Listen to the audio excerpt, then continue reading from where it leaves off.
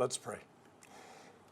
Heavenly Father, help us come out of hiding and be your witnesses to the ends of the earth. In Jesus' name, amen. You know, being a Christian is not a witness protection program where you go through plastic surgery and get a whole new ID and get moved to some town in Montana so Satan can't find you anymore. It wouldn't work, because even if nobody else who you knew who you were, you would know who you were. And eventually you would say something or do something to spill the beans on your old identity. You'd go back to who you used to be. See, the Christian faith is a lifelong journey, a process of discovery of how God's grace and mercy work. You don't escape who you were. You let God transform you into who you are becoming through His grace and mercy. Every morning you wake up and you ask yourself, who am I? You turn on the TV, check your news feed, open your email, sort through all the brokenness, the pain, the hurt that's in the world and in your life. And this is why you need a Bible on the table next to your bed, or on the coffee table, or one on your app, on your phone, or at your desk.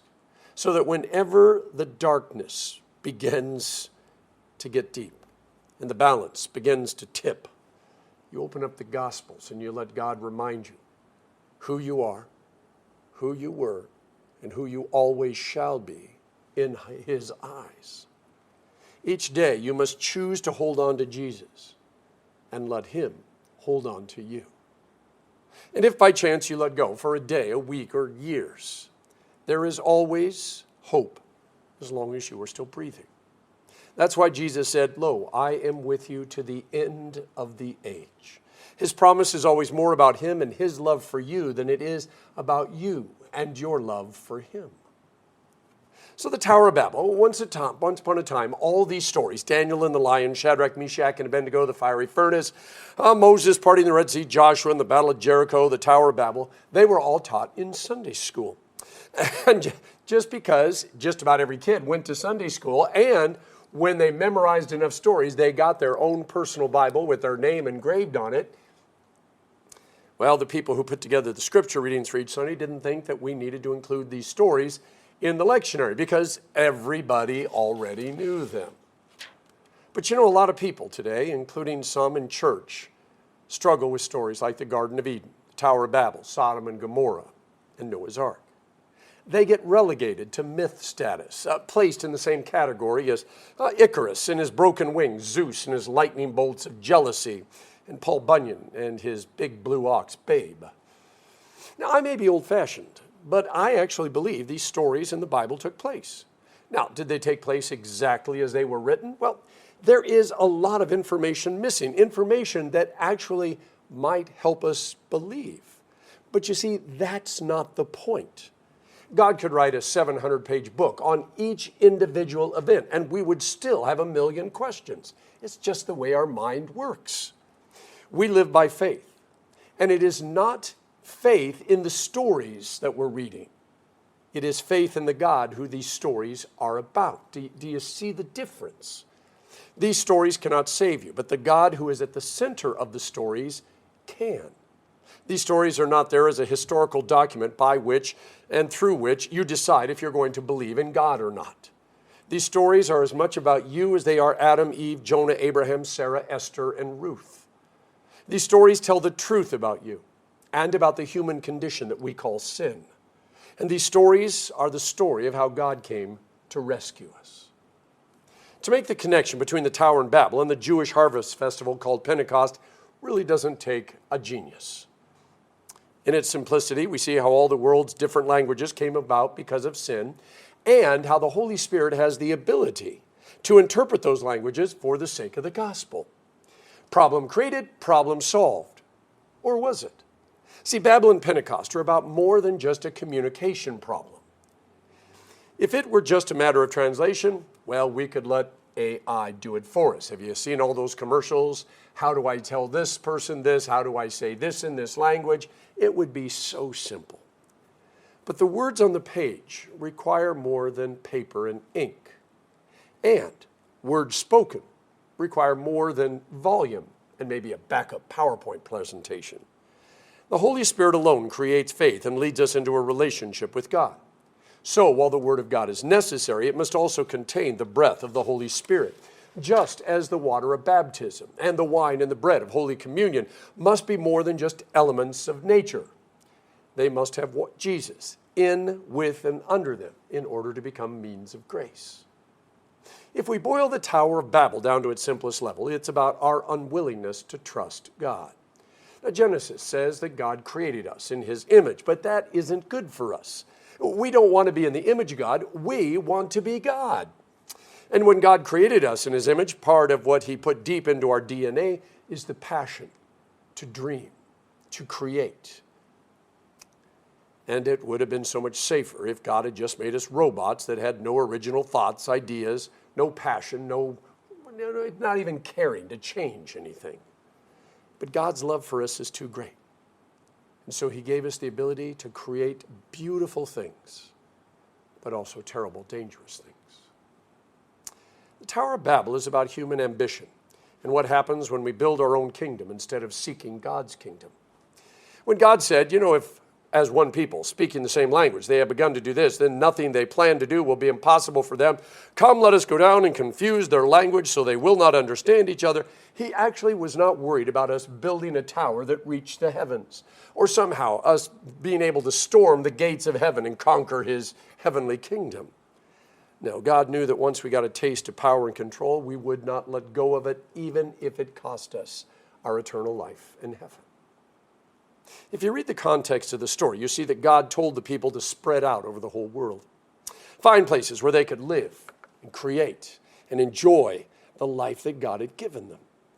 But the people got fixated on cities, large groups of people where there were Walmarts and Home Depots and lots of places to eat and party.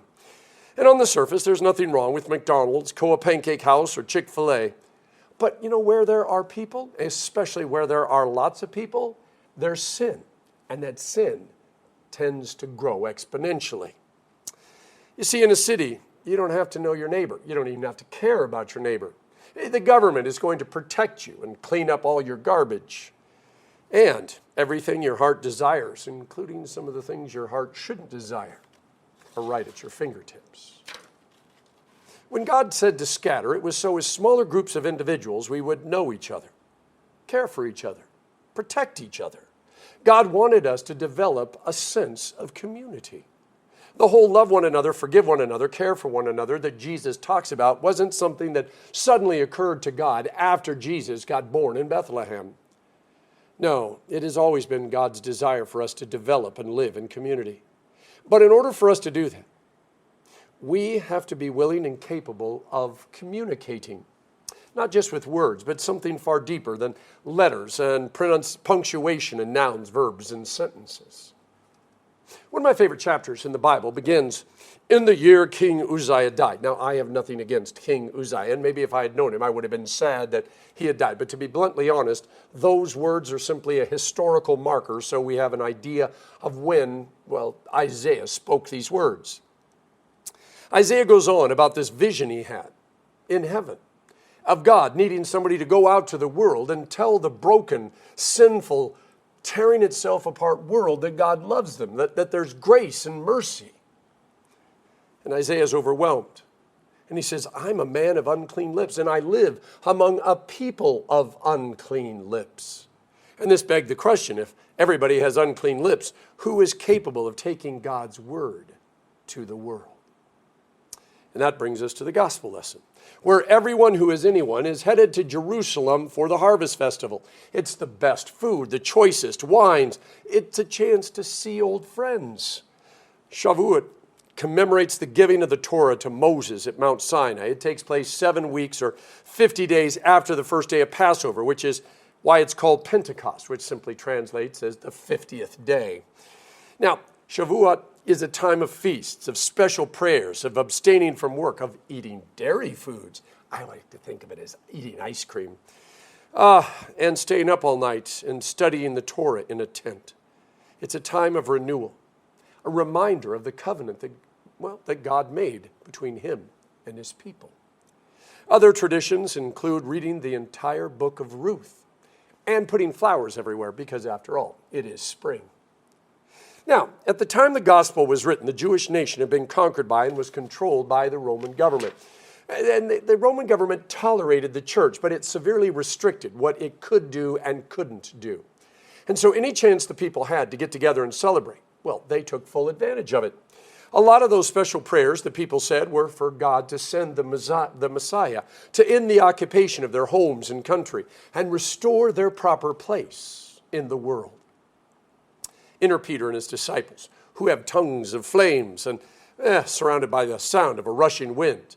Oh, and they can speak dozens, if not hundreds, of different languages, so that the stories of God's grace can be told in people's heart language. You know, the language that they dream and that they pray and tell their stories in.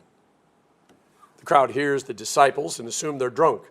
And no one seems to notice, or at least nobody seems to say anything about the tongues of fire and the sound of the rushing wind. Peter's quick to point out that these men are not drunk. It's only 9 a.m. To be honest, that seems like a pretty flimsy explanation, but it's enough that quite a few of the people are willing to stop and listen to what the disciples have to say.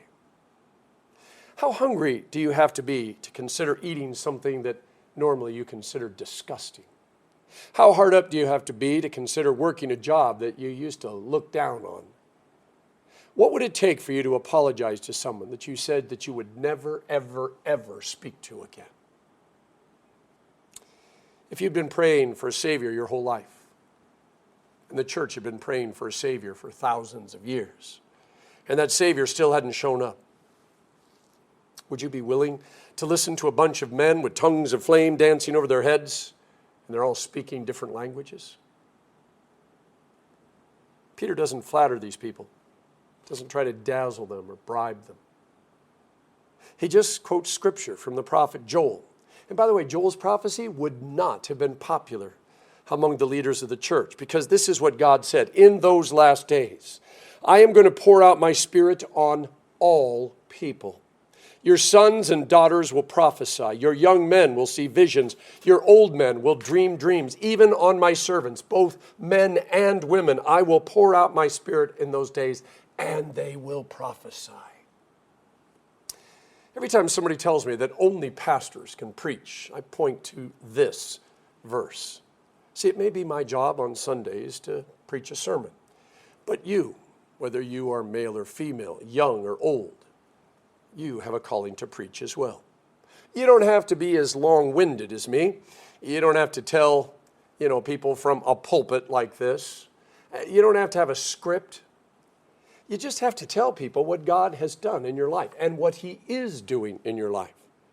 You don't need to go into great detail. Sometimes it's as simple as, I was feeling lower than a snake's belly the other day when I heard my favorite Christian worship song cheered me right up. Or, did you see that sunset? It was absolutely amazing. Or here in Hawaii, did you see that rainbow? It's my 4th one of the day. Or, how can I pray for you? Peter ends today's sermon with everyone who calls on the name of the Lord will be saved. Now, if there is anything more offensive than a child or an old man or a young girl or a homeless vet preaching the gospel, it's that anyone, no matter where they were born, what language they speak, or if they happen to be rich or poor or even a Cubs fan like the Pope, that they can be saved. I want you to think about those verses. First, whoever calls on the name of the Lord will be saved. And secondly, anyone can preach God's word to their neighbor, their family, or even the stranger on the bus. Like a lot of verses in the Bible, we have to connect this verse to another one. See, in Romans 10, St. Paul quotes Peter's sermon, everyone who calls on the name of the Lord will be saved. But of course, I should mention that they're both quoting the prophet Joel. Yeah, the one who said that God was going to speak through anyone and everyone because of His love. Paul puts a twist on it, though. How can they call on the one that they've not believed in? And how can they believe in the one of whom they have not heard? And how can they hear without someone preaching to them? And how can they preach unless someone is sent? You are sent every moment of your life to bring the good news to someone. You don't have to be as long-winded as us pastors. Don't be too obtuse like professional theologians. Don't be all cute like those TV preachers. Just be you. The good news is as simple as Jesus loves you. So do I. And if those three words, Jesus loves you, come with a hand to hold, a shoulder to cry on, a meal to eat, the promise of forgiveness, or just not having to be alone, it will be better than any sermon that I could ever hope to preach. And the whole speaking in other languages thing, where there are people you understand and who understand you because you share something deeper, something beyond just being human together. And that's why God sent you to one another. You cannot hold your own hand or hug yourself or sit in your own lap and tell yourself a story.